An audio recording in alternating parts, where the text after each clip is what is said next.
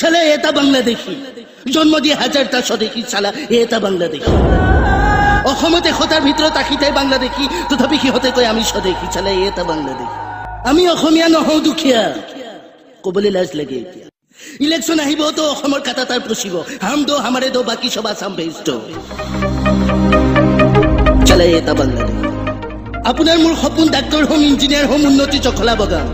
বাংলাদেশীৰ সপোন আসাম দাম ভূটাৰ হোম কষ্ট কৰি কাটা তাৰ পাৰ হোম শালা এটা বাংলাদেশী শালা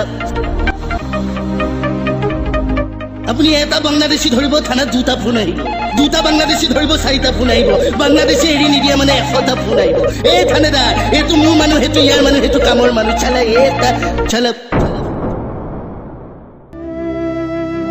এইখন শংকৰা জানৰ দেশ লাচিত কনকলতাৰ দেশ ক'ত গ'ল জাতিৰ বল শক্তি ক'ত হেৰাল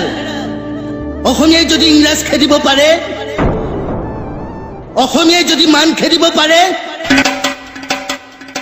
অসমীয়াই বাংলাদেশীকো দৌৰাই দৌৰাই খেদিব